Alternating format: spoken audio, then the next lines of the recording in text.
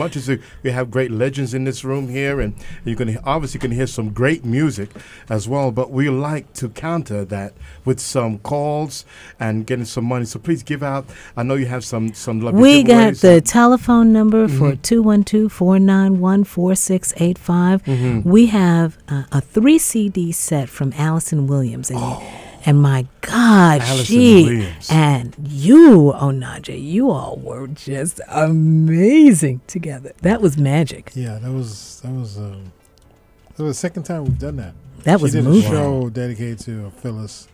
So that was a couple years ago, so we hadn't done it since then. Did you all talk about the history, your history with Phyllis with regards to that song? We talked about it. Somebody asked me who wrote that song. Well, Tom Bell and Linda Creed. Oh my gosh. But Onaje did the arrangement. And see, when we get to talk to Doc Rick and Lou Wilson, they'll tell you a wonderful story about Linda Creed and their great contributions to us, you know. Well, one story I heard was about Linda is that when she wrote The Greatest Love of All. Yes. Is when she was diagnosed with cancer. He didn't tell me that part. And knew that, it was terminal. And that's what inspired her to write those lyrics. That was the inspiration behind it. Yeah. Okay. Yeah. I'm going to bring your music up. And you're going to tell us what track number 3 is on Remember Their Innocence. That's the title track. It is the title track. It is the title track. And that's and what I'll do is I'll get the brothers on the phone. So we'll work on that, because that's what's supposed to be happening between 6 and 8. We're going to play their music, and we're going to have a conversation with them. Okay, that's fantastic.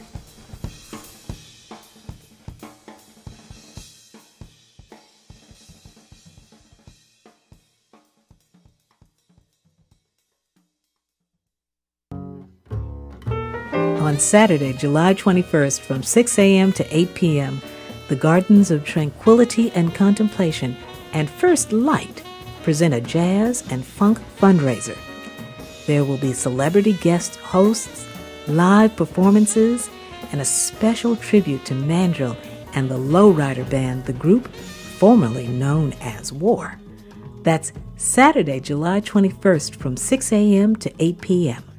Bring in your donations. Meet the artists that make the Gardens your Saturday listening experience. The Gardens fundraiser will be held at WHCR's studios, located at 160 Convent Avenue on the first floor of the NAC building in room 513. That's the Gardens of Tranquility and Contemplation and First Light Jazz and Funk fundraiser, Saturday, July 21st from 6 a.m. to 8 p.m. on WHCR 90.3 FM. You can also watch and listen online at www.whcr.org.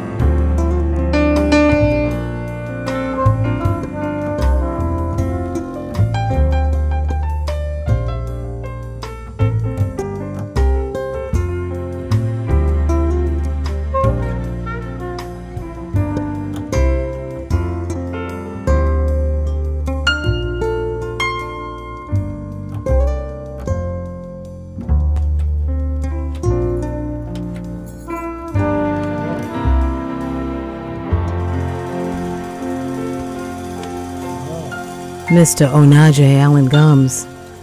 Yes. Such beauty. Beautiful. Just wonderful. Thank you. Oh boy, remember their innocence. You know, we remember that, and it's kind of in keeping with the spirit of community radio. Yeah. You know, that's what we are about. We are about recognizing the innocence and beauty of what it is that we have to offer. Something that comes from the soul.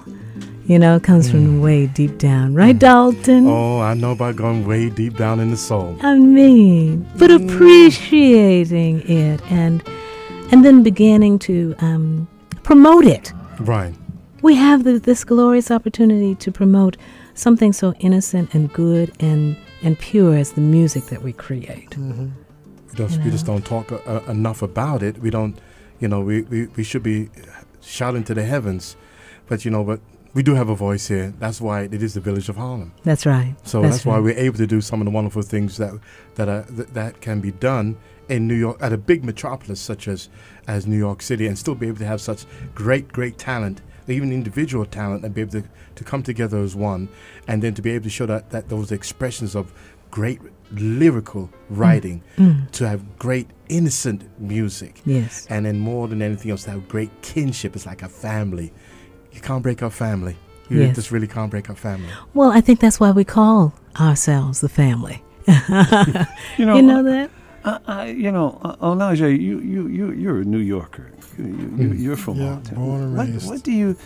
What do you account to be able to come up with the music that you play? Because I used to practice reading to your music, Well, it started very young. Okay, I grew up in Queens. I was born in Harlem, but I grew up in Queens. Mm-hmm. And to be honest, I was influenced by TV at an early age. And the first TV show that kind of blew my socks off was a show called Peter Gunn. Mm-hmm. Peter Gunn. The music. And the music of Henry Mancini. Henry Mancini. Yes. And his melodies, his harmonies, they left an indelible impression on me. I would go to almost every film he did. I knew his style. I actually still compare scores now. It's like, what would Henry Mancini do in this? Because he had an incredible way of bringing the music really to life. He can make you crack up laughing. He can make you cringe in terror behind a certain scene. He just had that knack for bringing out the essence of a scene in a movie. And so my music was influenced by Mr. Mancini. Of course, later on, people like Quincy Jones and Lalo Schifrin and Miles Davis and, of course, then playing with legends like Woody Shaw and Dexter Gordon and Betty Carter, Phyllis Hyman, Jeffrey Osborne, Denise Williams, people like that, even doing Curtis Blow's first 2 albums. Does it excite you to do soundtracks? Theme music like that? And the thing is, I've only done a couple soundtracks, but because those particular projects, there was little budget, What I did was actually, I would score the film like a silent film organist. Because actually I would have the technology of getting different sounds like strings and horns and stuff like that. But I actually would look at the film, look at the scene, and I would play to the film. You play to the film? Oh. Well, that's the way they used to do it. Yeah, because with the sound from organist, that's what they did. They saw the sound from, they played to it. Put you in a booth and yeah. you put on the earphones and you look at the track. And so I look at a scene and I just think about it. But when the end result will come out, it sounded like I scored everything out note by note, because that's how I would put it together. Yes. Because I know how to do that. I know how to write for real strings and real horns, stuff like that. You seem to be, and I've watched you over the years, you seem to be just as comfortable on a acoustic piano as well as a electric. Some piano players don't touch the electric. But you seem to be comfortable on both. Why? Well, because they're 2 different instruments. I had a talk with somebody the other day and found it interesting. You know, look at musicians or look at people who listen to this music called jazz, and they have a problem with Herbie or myself playing electric piano, but they had no problem with Wes Montgomery playing an electric guitar. Mm-hmm. Hi there. You see, or Jaco Pastorius playing an electric bass, or James Jamerson playing an electric bass. You know, and the fact that people have problems with what they call contemporary jazz, but have no problems with Latin. Okay, there's no walking bass in Latin music. There's no walking bass in R&B. There's no walking bass in contemporary music. You know, so the thing is that for me, maybe I'm digressing from your original No, electric and acoustic piano, but the whole thing is that, that. again, it's not about what instrument any of us play on, because you hear George Duke on a synthesizer, he brings the essence Of a synthesizer. of the music alive. Okay, so it's not what you have, it's what you do with what you have. You see, and when I told Dalton earlier and another gentleman, DJ Stunner, Yes. the fact that the destination of the music is the heart. And when it gets down to it, the heart doesn't know the difference between jazz and R&B and gospel and classical and reggae and this, because when we respond to the music, we respond from here. And when we were little, all of us who are now adults, That's right. when we were 3, 4, 5 years old, we responded to anything Any music. that Any came music, up. Right. And did we know what it was Exactly. called? No. No. But all of a sudden we get older, all of a sudden we get this sophistication, Right. and so I don't like jazz, I don't like this. We didn't have that problem when we were little. No, we did not. We've You made no know, distinction. You know, this is Chaka Tungi. I wanted to say to support Onaje here. The other thing that happened was the time period that the electric piano came out. We were young then. That was our introduction to music. We even brought that through. I remember back in the 70s, I was up in the Bronx playing with the Sentimental Souls. We used electric piano because we couldn't even carry the main piano, so that helped us out. We had gigs. Who was taking that piano to the gig? You were taking the electric setup. And we are 70s children and maybe 60s children, so that's the musical instrumentation that we had to broaden our sound, to express ourselves in many different ways.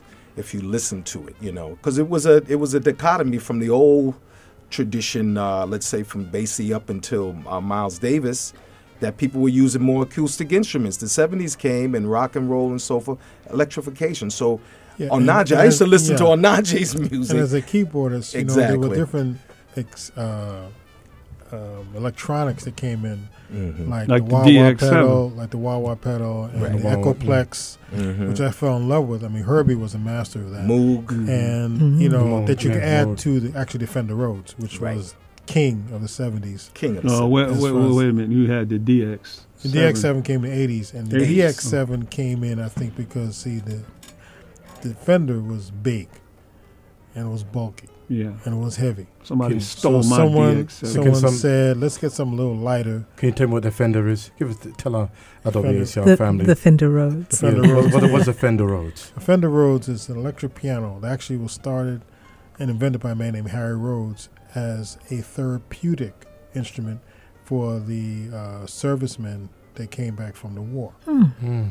And it just kind of caught on. For them to listen to the sound or No, to play it? To actually play. To actually To play it play. play the themselves. instrument.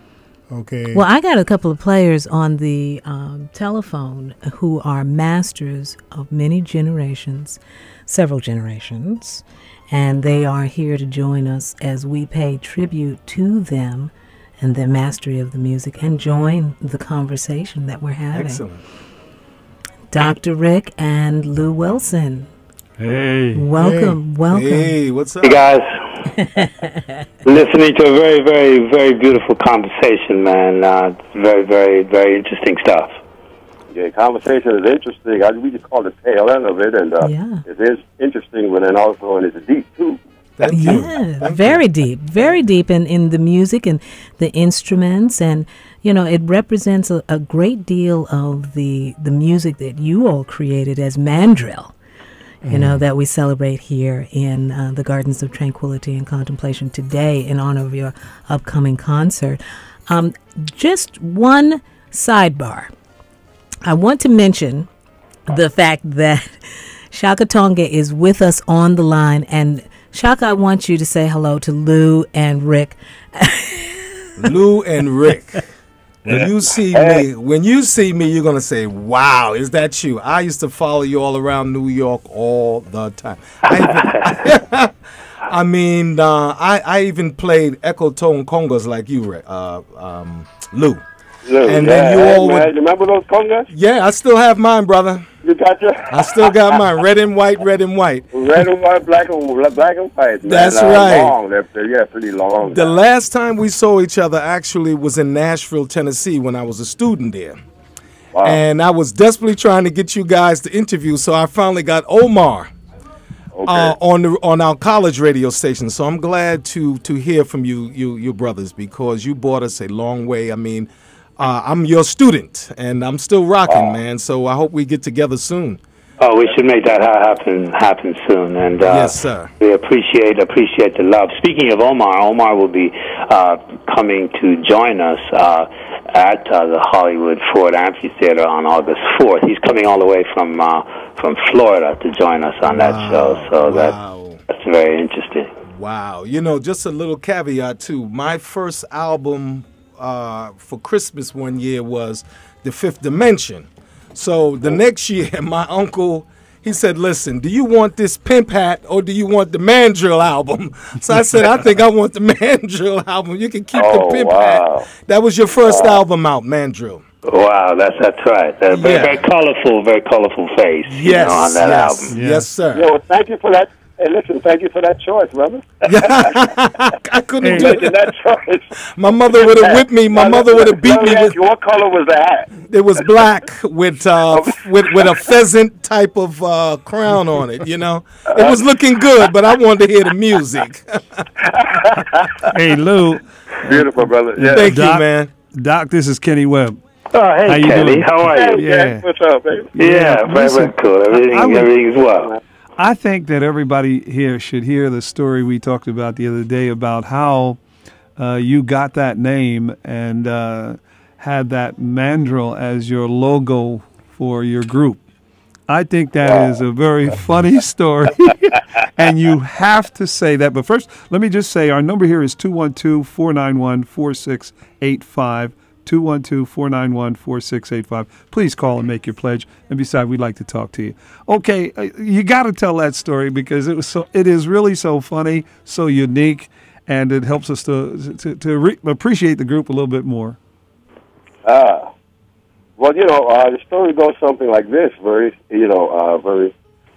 get right to the point, we were, as all groups do, and all of the musicians from then till now know that there comes a point where you have to choose a name for the group, right? You just can't say group. This is our group, right? Well, let's go. No, you have to choose a name. You dig? So we throwing names in a hat, so on and so forth, and nothing really satisfied the heart. So I think we put it aside for a while, and in the meantime, our first drummer, by the name of Charlie Patro, coming out of New York, we were, in fact, in Brooklyn. That's where we rehearsed at the time. He frequented the Bronx Zoo, man. So, that first album, coming back to that, we needed to get a name for the thing, as I said. And he came back, man, and he said, "Hey, guys, I got the name, man." He said, "I was looking at this guy." The guy was looking back at me. What guy? He said, "Yeah, it's a mandrill." And the cat looked me in the eye. Oh, wow. And I looked at him, man. And he said, "Man, that's the name. All that stuff in the hat, new this." And we go, "Man, what is wrong with you?" Wow. You want something? What is it? And you go ahead. So we did the research. We went to the event. We saw the guy, man, and we said, it was very, let's call it spiritual, for lack of another term. Well, you told me that the guy came back and said, "I started talking to the guy." That's right. She started talking to the guy. And so we did the research, when the computer thing wasn't happening then. So we went to the library and then checked out the story on this cat, man, and wow. Protective of their young, mourning their dead, when attacked, they form a circle, and, that kind of, right, quite a few. And then plus the brotherhood that they have, then the strength that we live with is that, the fact of the brotherhood, one for all for one type thing. So that's fit. That's the name. Mandrill, We said, what? That's it. Yeah. And then the look. The red nose and the blue face and the piercing eyes, that became our logo. So for real. It worked so beautifully. Yeah, so that was a gift from that place, I also felt that when you guys were performing here at BB King's, not only were we partying and enjoying the band and the presentation, your songs, but it was really like a history lesson because you have a very, very strong rhythm section that is, everybody says, well, it's funky. But now let's talk about that. Let's see what it really is. And when you go back and follow the progression of the music that you guys play, it takes you back to naturally Africa, but the Moors, the music has that rhythmic spiritual side, or it has the talking side, the rhythms talk. And that's what you hear when you hear Mandrill perform, and it takes you to another level of the genre of music that you play. And when you see the use of the drums and the various instruments that you play, they take us back to Africa, and they take you back to North Africa in some of the rhythms. And I can't get another better word other than an education, because I don't see that anywhere. We appreciate that. That means a lot to us, and our music, the foundation of our music is Africa, and we're very, very, very proud about that, and we feel very fortunate to be in a position to spread that message to the world, to our youth, to the diaspora, to the world at large. Now, you guys also have roots. Well, tell us where your roots have come from. You've told me the before, Wilson brothers were born in Panama, Central America. Our grandparents are from Jamaica and from Barbados, and like so many other individuals in the Caribbean, they were there. They went to Panama to help in the building of the Panama Canal, and for that reason, the culture of Panama is very unique in that it's a melting pot. You can find individuals from every country in Central and South America and the Caribbean located in Panama, and that's kind of unique. You can't go to any other country in that area and find the same type of distribution of culture, and so it's a melting pot of the Caribbean and South America. And then we were fortunate enough to be able to immigrate to Brooklyn, New York with our parents, even though back then we thought they were crazy. We were leaving paradise to come to the concrete jungle of Brooklyn, but yeah, right, with a mandrill. Let me interject. The melting pot was not only, of people from that area, because I remember a story, first time I saw an Asian cat in the form of a Chinese guy working in a West Indian bakery. I expected an Asian accent, and the brother said, "Listen here, bring me 3 patty on the back there." I'm saying, what? I was like, okay. That's right. And we had, along the waterfront, man, there were East Indians, and they had their wares out there, selling incense and, all of the East Indian goods, man, and other folks from other places. So then, hence, the sounds that we would hear at an early age. The brother was talking about the heartbeat and the feel of music and so on. So we were exposed, but not even knowing it. Osmosis. How things seep into the to the consciousness. Consciousness. And so when it came time to, in fact, create, those things would, in fact, come to the fore without us even having to think consciously. You did. Yes, yes. So and we talked about putting rhythms together. I mean, we didn't go to Africa, but we are all Africans, as everybody knows. That's how the heart. That's how it shows itself. Right. Let me just jump and from the heart. So it's about communication. Everybody's not playing the same things, but you listen closely. Oh, what's missing? If there's a rhythm, so whatever music, whatever instrument you're playing, you say, oh, I can fit right here. Yeah. You see, now we're just creating now.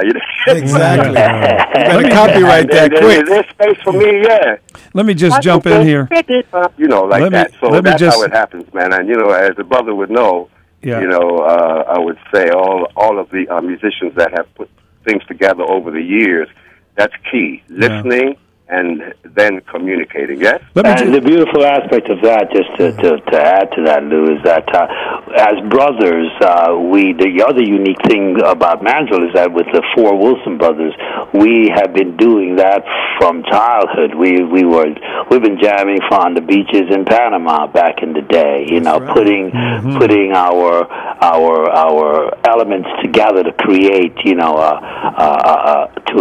unifying composition, and so we brought that element to the United States, and then that's found in our music as well. So if you watch us on stage, we communicate without even having to think about it. It's just a natural kind of flow. And, let me just jump in here a minute and say this is WHCR 90.3, and we're asking you to give us a call, and we are asking you to support the listener here, listening here right now. And calling. What's the number on Najee? 212-491-4685. We're here till 8 o'clock, and please, we're getting a history lesson from the members of Mandrill, and need you to call in so we continue to give us some of this. Give me that number again. Sock it to 212-491-4685. That's 212-491-4685. Okay, and on the line we have the Mandrill. We have Lou and Doc, and you were telling, when you guys are on the stage, the sounds that come out of your instruments, they're even the drums sound like they're pounding on your chest, kind of thing. What kind of instrument? There's some strange instruments you guys have too. Just lay it on us, please. It's a strange instrument. I mean, I think that has to do with just turning up the volume. Wow. No. There's a difference. I'm trying to figure out what Ken is talking about. When Mandrill when those guys play those conga drums, which are not the normal conga drums that I see, when they go boom, it sounds like you're beating on meat. I mean, when you play mango meat, it sounds like you beating on an animal or something. I mean. Well, it is an animal skin. Animal skin. Yeah, but they got these strange instruments too to make these strange sounds. Do you pick up instruments as you go? Like if you go to different countries outside the U.S., do you pick up instruments and become proficient in playing them? Yeah, we sometimes do. Now, I know because me and the brother talked about the ecotone. Yes. Congas that had their own sound, and I found a set of congas. I'm playing 3. You can sing a bit more. It's more more as you go along. You learn a bit more. About whatever. Right. And so I have a set of drums from Mali. You see, that's what I'm talking about. Boogadaboo. The what? That's Boogadaboo. They look like congas. I'm not understanding. That the name of those drums is that Boogadaboo? You know, I don't recognize that name. But I tell you what, if you turn them over, it's like somebody just cut a tree down, right, and carved the inside out. Man, it's thick. Right, like conga. They're almost like conga.